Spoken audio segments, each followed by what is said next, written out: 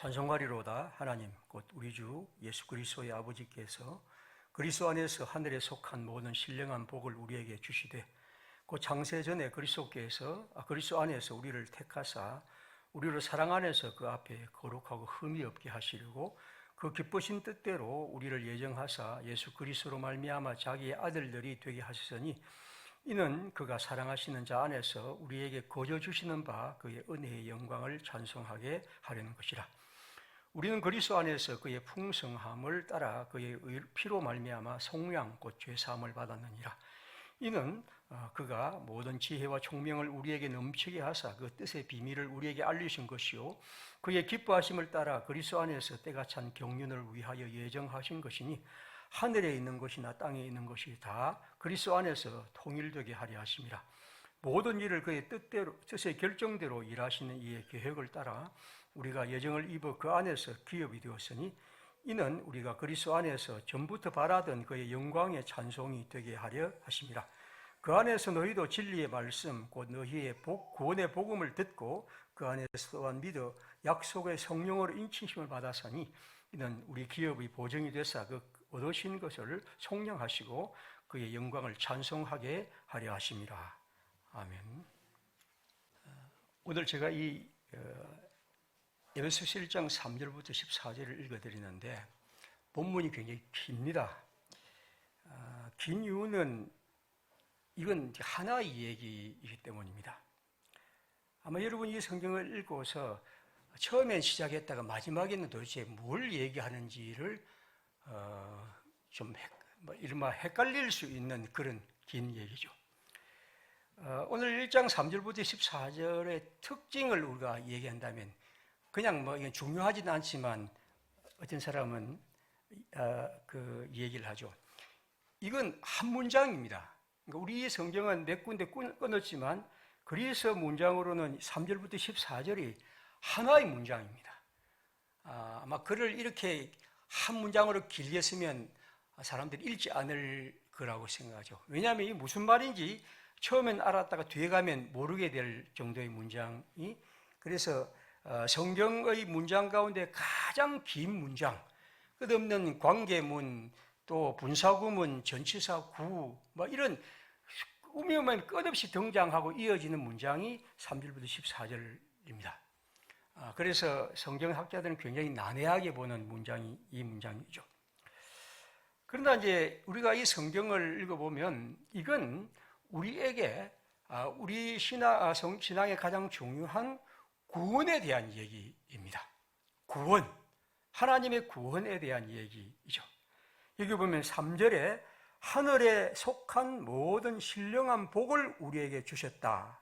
그러니까 구원이란 건 뭐냐 하면 하늘에 속한 모든 신령한 복, 이것이 구원이죠. 이게 구원에 대한 얘기입니다.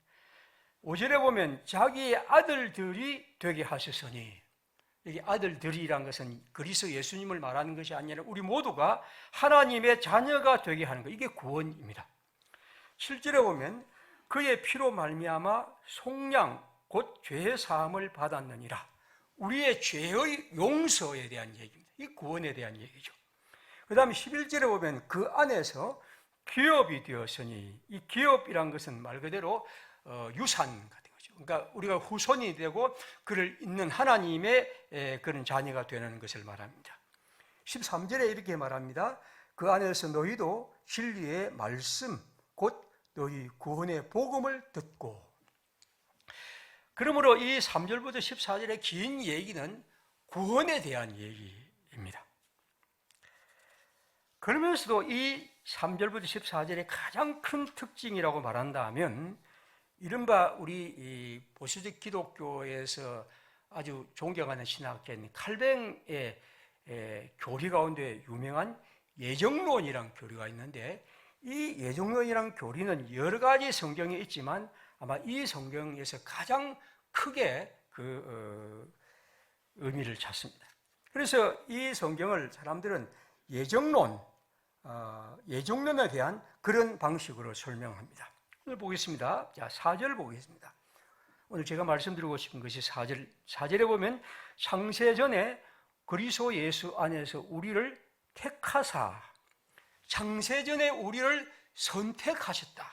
우리의 구원은 어떻게 이루어지냐 하면 하나님이 세상을 만드시기도 전에 우리를 선택했다. 내가 하나님의 선택받았다는 것.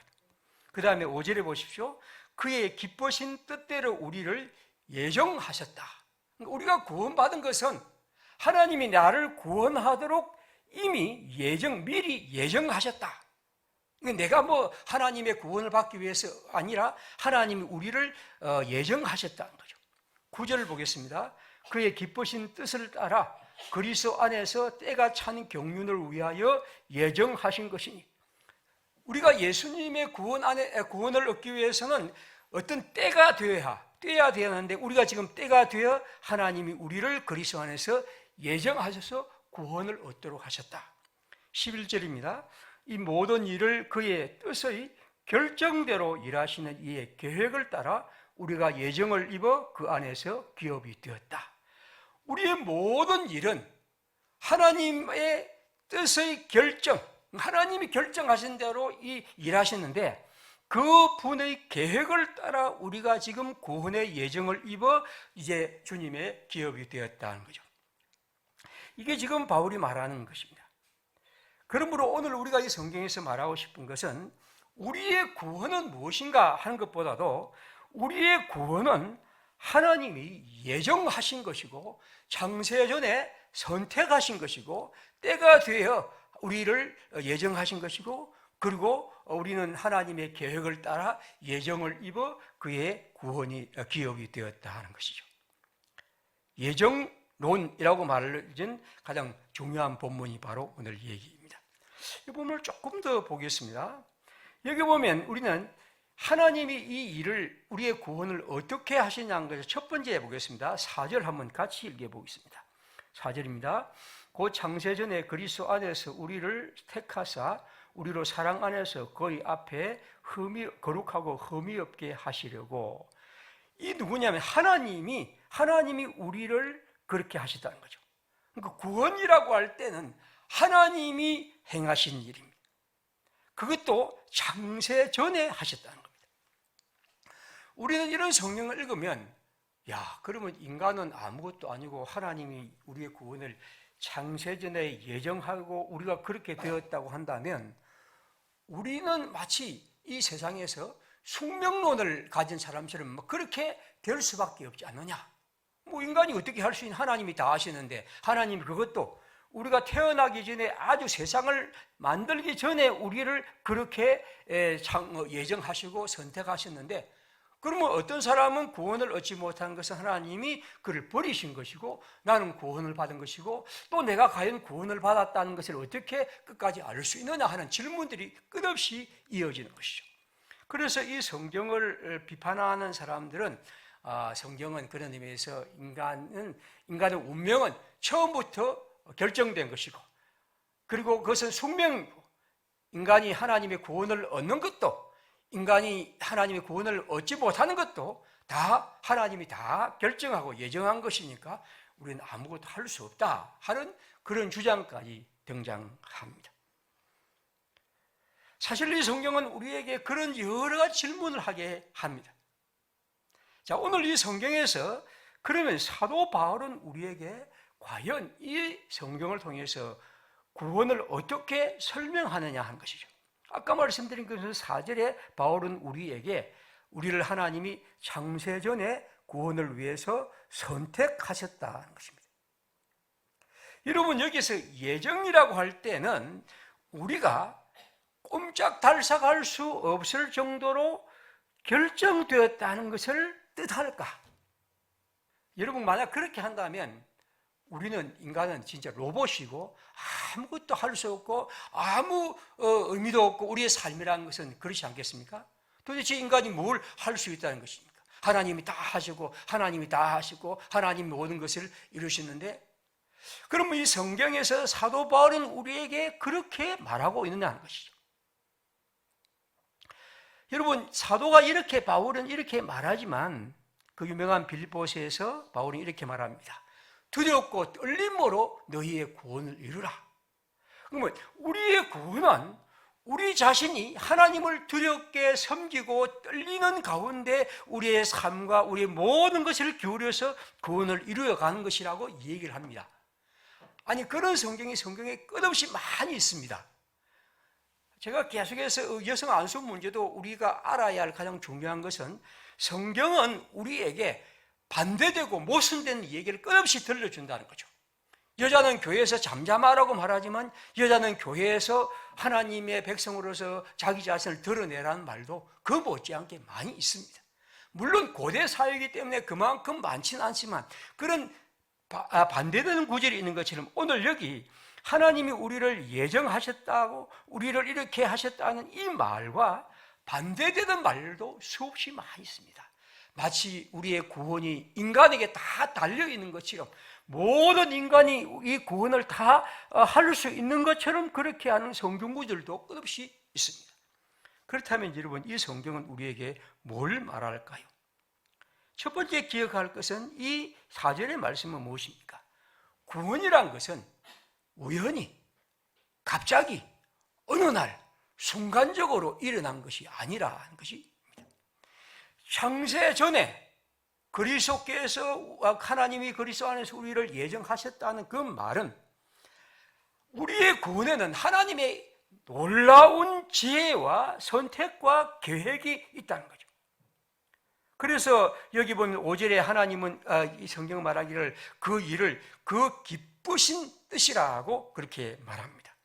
9절은 그것을 말하기를 때가 찬 경륜이라고 말합니다. 11절은 말합니다. 그 마음의 원대로 역사하시는 분의 뜻이라고 말합니다. 그러므로 이 성경이 말하는 첫 번째 얘기는 구원은 하나님이 하신 일인데 하나님이 창세전에 우리를 선택했다는 것은 우리가 인간은 어떤 것도 할 수 없는 로봇처럼 하나님의 조정에 의해서 가는 꼭두각시 인형의 문제가 아니고 하나님이 우리를 향한 구원을 그토록 깊은 계획과 뜻과 생각을 갖고 우리 가운데 계신다는 것을 첫 번째 얘기를 합니다. 두 번째, 이 성경은 우리에게 말하기를 하나님의 그 구원을 위해서 여기 보면 3절부터 14절에 끝없이 등장하는 것이 그리스도 안에서, 4절에 보십시오. 그리스도 안에서, 그의 사랑하는 자 안에서 그런 말을 계속해서 합니다. 바울 서신에는 그리스도 안에서란 말이 160회 정도 등장하는데 그 중에서도 에베소서에서 35번이나 등장하고 오늘 이 짧은 구절에도 모두 계속해서 이 성경이 나오고 있습니다. 즉 하나님의 구원이란 것은 그리스도 안에서 하나님이 우리 가운데 이루신 것이라고 말씀합니다. 그리스도 안에서 3절에 우리를 축복하셨고 선택하시고 은혜를 베푸시고 용서하시고 그리고 우리가 속량함을 받았다고 말합니다. 여기 보면 그의 피로 말미암아라는 문장이 여기 있습니다. 그것은 우리가 하나님의 백성으로서 실제로 예수 그리스도의 안에서 우리가 구원을 얻은 것이 하나님의 그리스도의 죽음과 그 피, 즉 그것이 우리의 구원의 얘기라고 말합니다. 세 번째는 이 성경은 우리에게 성령께서 그 일을 하셨다고 말씀합니다. 제일 마지막 13절에 보면 그럼 그 안에서 너희도 진리의 말씀, 구원의 복음을 듣고 그 안에서 또한 믿어 약속의 성령으로 인치심을 받았다. 하나님의 구원은 하나님의 성령께서 그 일을 확정해 주신다는 것을 말씀합니다. 제가 이 성경을 아주 그냥 짧게 소개를 했습니다. 제가 오늘 말씀드리고 싶은 것은 여러분들은 이 성경을 읽으면서 어떤 느낌이 드느냐 하는 거죠. 바울은 우리에게 우리의 구원이란 것이 무엇보다도 하나님의 깊은 계획을 따라서 이루어진다는 것. 그리고 그 깊은 계획은 인간이 그 구원의 계획에 참여하고 어떤 역할을 하고 어떤 문제를 제기하고 그것을 이루고 말고의 문제가 아니고 하나님의 결정적인 뜻과 능력이 우리의 구원의 가장 중요한 것임을 말씀합니다. 하나님이 일하셨고 그래서 예수께서 일하셨고 성령께서 일하심으로 우리 가운데 그 구원이 지금 여러분 가운데서 그렇게 일어났다는 것을 말씀합니다. 바울은 우리에게 말씀합니다. 우리는 하나님이 우리에게 베푸신 이 구원에 대해서 여러분이 가질 가장 중요한 생각은, 하나님은 우리를 구원하기 위한 이 같은 깊은 계획과 생각과 기쁨과 뜻을 갖고 있었고, 그래서 일하셨고, 그리고 지금도 일하시고 앞으로도 여러분 가운데 일하실 것입니다. 그러므로 우리의 구원은 나에게 달린 것이 아니고, 내가 어떤 것을 행하고 내가 어떤 것을 하지 못하고 내가 어떤 문제를 부딪히고 말고의 문제가 아니고, 하나님의 결정적인 뜻과 손길 안에 있다는 사실을 기억하라는 것입니다. 바울은 이 성경을 통해서 우리에게, 여러분에게 어떤 숙명론이나 우리가 어떤 로봇과 같은 존재라는 것을 말하는 것이 아니고, 우리의 구원이 궁극적으로 하나님의 손과 그 능력 속에 지금도 앞으로도 계속해서 확실히 있다는 사실을 언제나 기억하라는 것입니다. 이 말씀을 이해하는 방식은 두 가지입니다. 첫 번째는, 만약 우리가 우리의 구원에 회의가 든다면, 다시 말하면 생각해 봅니다. 내 같은 사람이 하나님의 구원을 받을 수 있을까? 오늘 이렇게 결심하고 내일은 저렇게 살아가는데, 오늘은 이렇게 아주 훌륭한 생각을 하고 있지만 내일은 나도 모르게 이런 일들에 유혹받고 살아가는데, 과연 나 같은 사람이 구원을 받을 수 있을까? 내가 과연 우리 구원의 하나님의 백성으로서 끝까지 갈 수 있을까라는 그런 회의가 드는 사람이 있을 것입니다. 바울은 말합니다. 그대들이요, 그런 회의를 갖지 말기를. 그대들의 구원은 그대들의 의지와 결심과 생각과 뜻에 달린 것이 아니라 처음부터도 그렇고 앞으로도 그럴 것이다. 무엇보다도 하나님의 사랑과 은총과 그분의 역사 속에 있다는 사실. 그러므로 우리가 이 성경을 이해하는 첫 번째 방식이 무엇입니까? 만약 우리 가운데 구원에 대한 회의와 갈등과 나도 모르는 대립과 분열이 든다면 바울의 말을 기억하십시오. 여러분의 구원은 하나님이 그리스도 안에서 창세 전에 예정하사 여러분을 주님의 백성으로 삼으셨습니다. 그러므로 여러분이 흔들린다고 하나님이 흔들리지 않을 것이니 결코 염려 마십시오. 바울이 첫 번째 우리에게 말하고 있는 바입니다. 두 번째는 뭡니까? 만약 우리가 이 성경을 듣고서 그래, 우리의 구원은 따놓은 당상, 어째도 하나님은 우리를 구원하시고 어째도 하나님은 우리를 끝까지 할 것이고 하나님이 예정하시고 또 성령이 인치시고 끝없이 한다면, 그럼 우리 적당히 게으름도 피우고 아무렇게나 살아가도 되겠다고 생각하는 사람이 있다면 바울은 말합니다.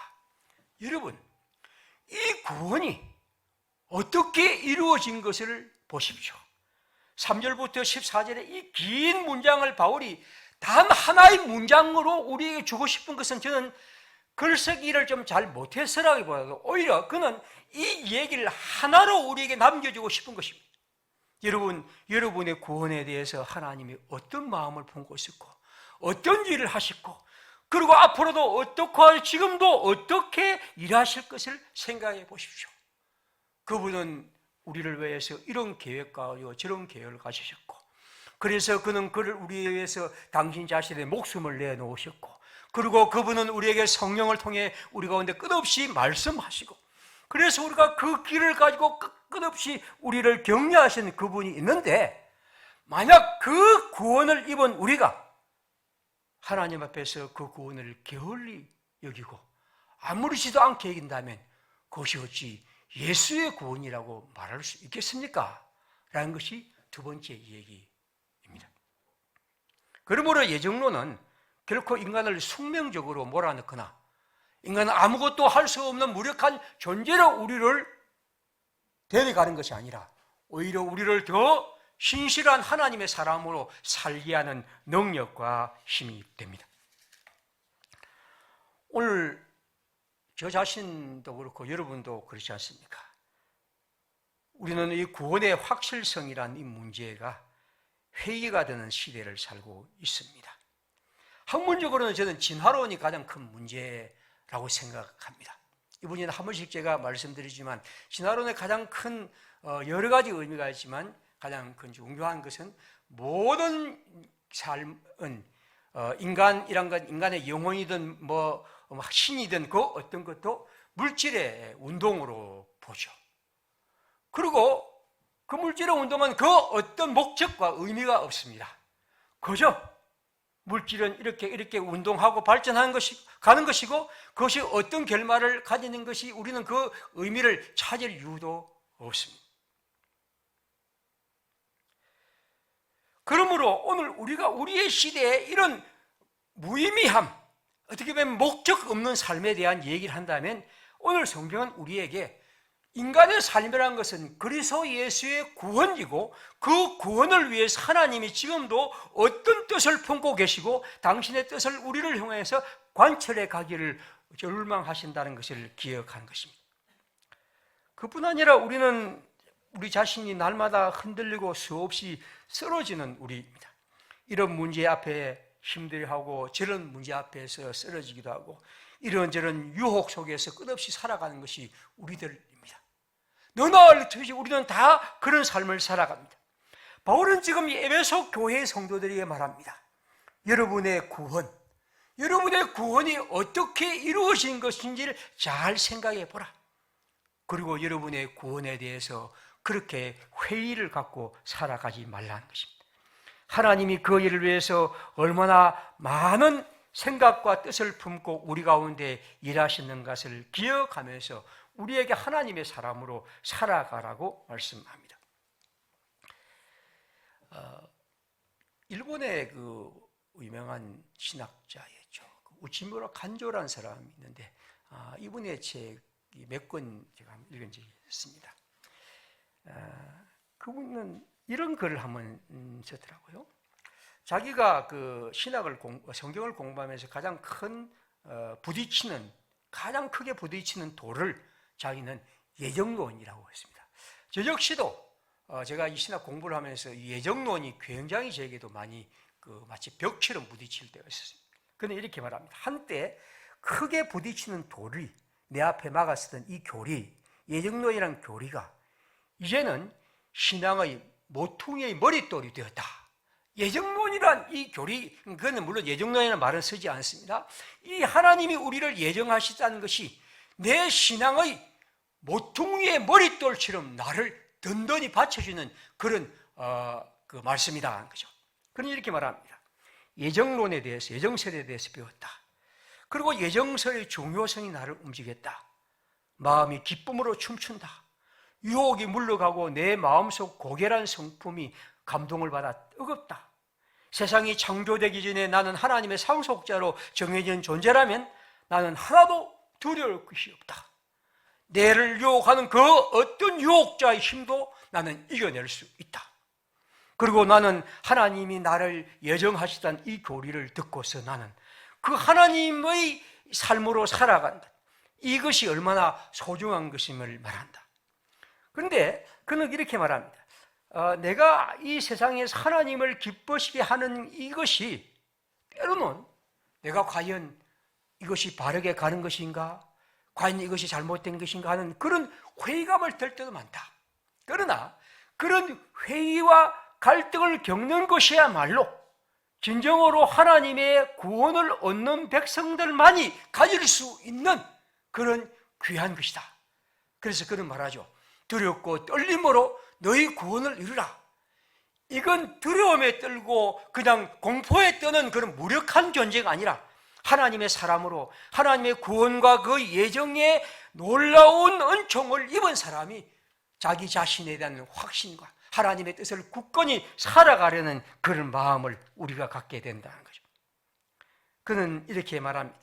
내 영혼과 내 환경, 내 재산과 내 어떤 건강에 그 어떤 것도 내게 어떤 영향도 미칠 수 없다.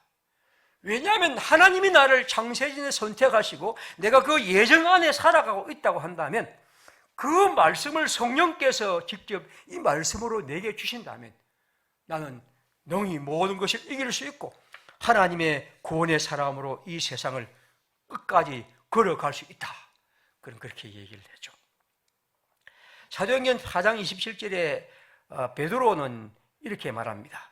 과연 헤롯과 본디오 빌라도는 이방인과 이스라엘 백성과 합세하여 하나님께서 기름 부으신 거룩한 종 예수를 거슬러 하나님의 권능과 뜻대로 이루려고 예정하신 그것을 행하려고 이 성에 모였나이다. 이 부분은 좀 번역에서 조금 이제 이렇게 한번 설명하겠습니다. 이것은 베드로가 하나님의 복음을 전파하다가 지금 사람들 앞에서 지금 자기 자신의 얘기를 증언한 장면입니다. 그를 향하여 여러 가지 박해하는 그런 사람들 앞에서 말합니다. 그런데 그 얘기를 어떻게 말하느냐 하면 예수님 얘기를 합니다. 4장 27절에 자기 얘기를 하던 베드로가 예수님 얘기를 하는데 예수님이 헤롯과 본디오 빌라도와 이방인과 그리고 이스라엘 사람들이 합세하여 예수를 거슬렀죠. 그리고 그들이 예수를 십자가에 못 박았는데 예루살렘 성에 모였는데 그걸 이 베드로는 어떻게 말하느냐 하면 하나님의 권능과 뜻대로 이루려고 예정하신 그것을 이루려고 이 성에 모였습니다. 즉 옛날 그들이 예수 그리스도를 그렇게 십자가에 못 박은 것은 그들이 물론 행했죠. 그들이 악을 행하고 그들이 예수님을 박해하고 십자가에 못 박았지만 베드로는 말합니다. 그건 하나님의 권능과 뜻대로 이루려고 예정하신 그것을 행한 것이다. 즉 하나님께서 그리스도 예수를 우리 가운데 보내셔서 하나님의 구원을 이루려고 행하신 그 일을 그들은 행하신 것뿐이다 거죠. 그래서 4장 29절에 바울은 베드로는 이제 자기들의 얘기합니다. 주여 이제도 그들의 위협함을 구보시옵고 또 종들로 하여금 담대히 하나님의 말씀을 전하게 하여 주시오며. 베드로는 말하죠. 예전에도 예수의 박해가 바로 그런 것이었다면 지금 그들이 받는 박해 역시도 하나님께서 우리 가운데 예정하신 것이고 하나님께서 우리 가운데 뜻하신 것이기 때문에 나는 그것을 담대히 겪으며 그것을 이길 수 있다 하는 것이 사도의 마음입니다. 그러므로 여러분 우리가 말하는 이 바울이 말하는 이 그리스도 안에서 창세전에 우리를 예정하셨다는 것은 바로 앞서간 하나님의 사람들이 살아간 그들을 지탱하는 가장 중요한 신앙의 고백이었습니다. 그것은 인간을 로봇으로 만들고 게으르게 만드는 그런 잘못된 설명이 아니라 바로 그들이 그 시대를 하나님의 사람으로 굳건하게 버틸 수 있고 걸어갈 수 있게 하는 가장 중요한 말씀이 바로 그 말씀이었습니다. 그래서 9절에 보면 뭐라고 말했습니까? 그 뜻의 비밀을 우리에게 알리신 것이요. 비밀, 신비, 즉 예수 그리스도의 하나님의 예정하신 구원의 얘기는 비밀이고 신비로움입니다. 파스칼이 이 말을 이런 의미로 했는지 모르지만 그는 이렇게 말합니다.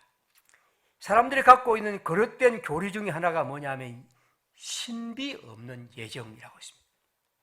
그 다음 보시오. 신비 없는 예정. 예정을 말할 때 신비, 다시 말하면 비밀, 그 놀라운 비밀이 감추어지지 않는 예정은 여러분 얼마나 헛되고 쓸모없는 그리고 아주 공허한 교리입니까?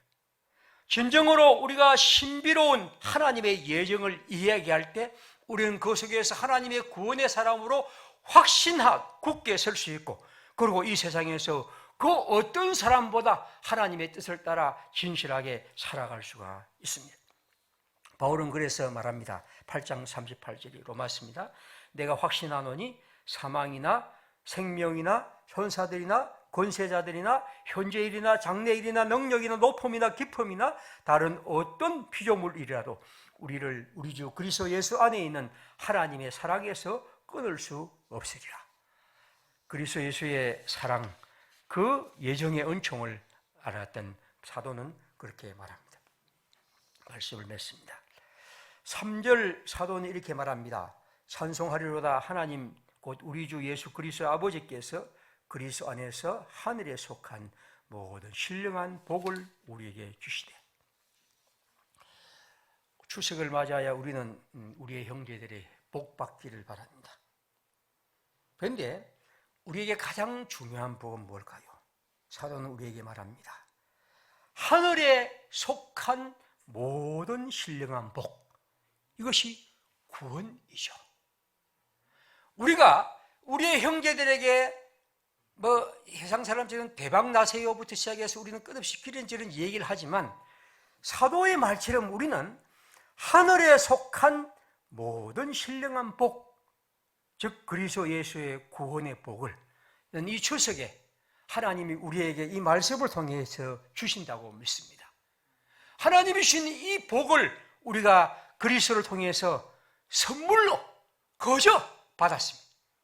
그리고 하나님은 그 구원의 선물을 우리에게 주시기 위해서 창세전에 우리를 선택하여 그 숱한 계획과 뜻과 심지어 그리스도 예수 당신의 아들을 목숨을 걸어 우리 가운데 계시고, 그리고 성령을 통해 오늘도 그 구원의 삶을 살아가도록 우리를 부르시는 분이 바로 하나님이십니다.